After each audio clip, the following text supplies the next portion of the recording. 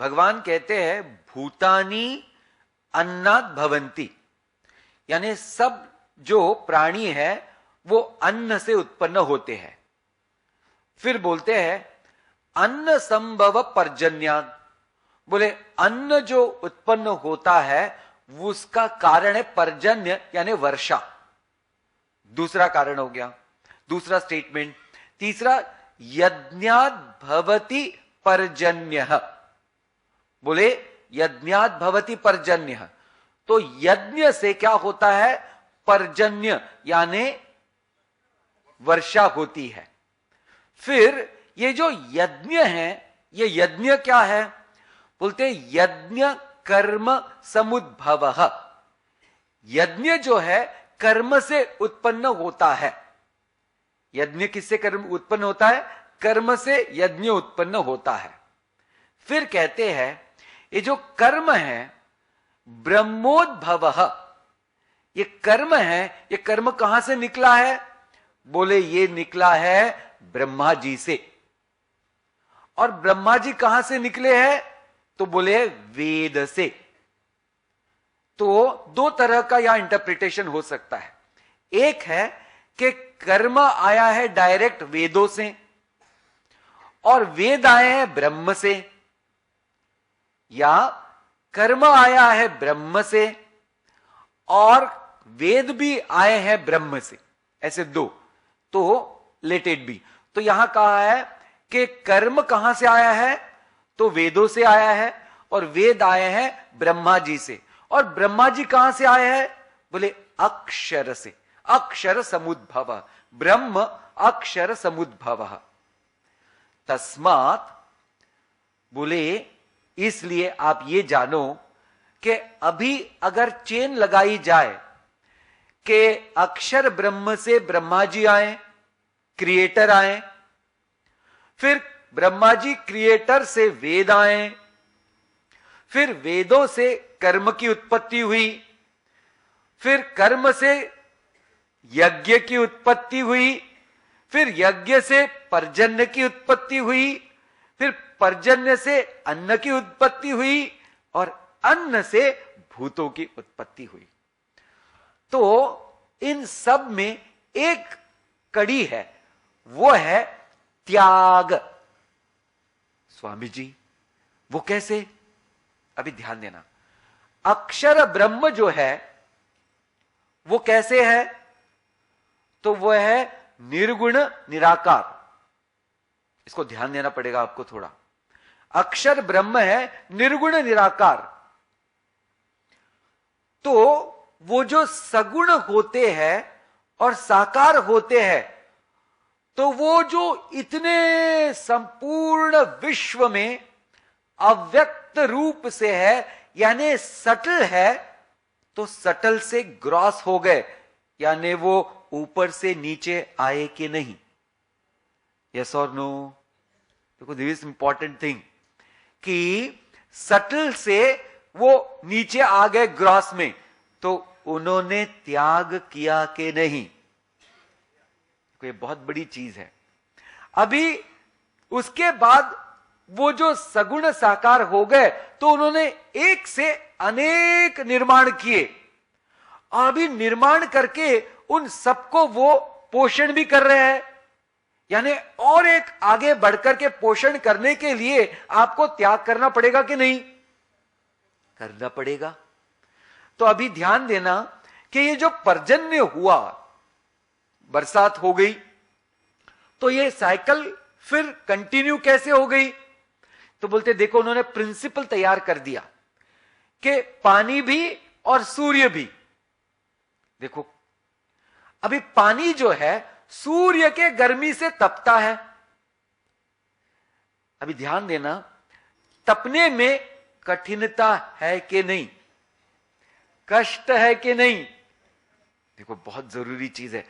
कष्ट होने के बाद पानी ने अपना अंश दिया कि नहीं, कौन से फॉर्म में, सटल फॉर्म में। तो उसका क्या बन गया, वेपर्स, भाप बन गई। अभी जो सटल होता है वो ऑलवेज ऊपर होता है, फिर वायु क्रिएट किया। ध्यान देना अभी, तो वायु से वो फिर से ऊपर आ गए, ऊपर से नीचे आ गए पानी, और फिर जो पानी से धरती माता को पूरी तरह से अन्न मिला, धरती माता का अन्न तो पानी ही है, और फिर उन्होंने जो सुंदर पौधे वगैरह वगैरह निर्माण किए, तो अभी देखो धरती माता ने अपने अंश में से कितना कुछ दिया, हा या ना? देखो ये सब क्या है, तो ये त्याग का एक पूरा सर्कल है। तो जब हम समझ में आता है हमको, हमारे जीवन में अगर हमारे माता पिता ने हमारे लिए त्याग नहीं किया होता, तो क्या हम आज जो स्थिति में हैं, जितने बड़े हुए, आज हम हो सकते थे? नहीं। अगर कई गुरुओं ने अपने पूरे ज्ञान से हमको इतनी शिक्षा अगर न दी होती, तो हम बड़े हुए होते? नहीं। अभी देखो दूसरी बात, फिर तीसरी बात कि ये पूरे सृष्टि ने इतने दिन तक सब कुछ बहुत ही निष्काम भाव से दिया, इसलिए आज हम जहां हैं, जैसे है, उसका राज भी एक पृथ्वी का बहुत बड़ा ऋण हमारे पास में है, सृष्टि का बड़ा ऋण हमारे पास में है। तो हर चीज में क्या है, लेन और देन हो रहा है। तो जब तक इस पूरे सृष्टि के इस तत्व को नहीं जानते हैं कि अगर हमको कुछ लेना है तो देना तो पड़ेगा ही, अगर कुछ लेना है तो देना तो पड़ेगा ही। जैसे हम गुरु के पास जाते हैं तो क्या देना पड़ेगा गुरु को? देखो कितनी बड़ी बात है।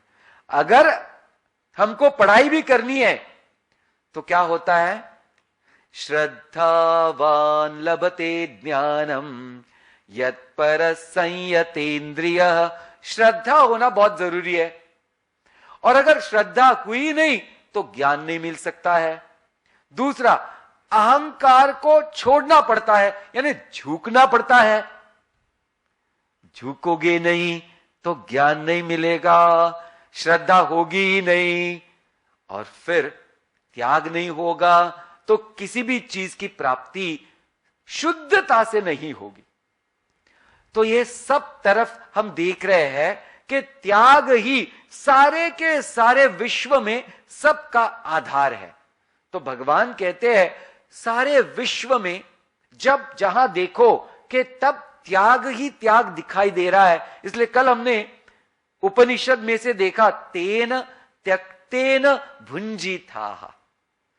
तो हमारे जीवन में जब हम कुछ करते हैं तो ध्यान देना, अभी हमारे संस्कृति में कितनी अच्छी अच्छी बातें हैं।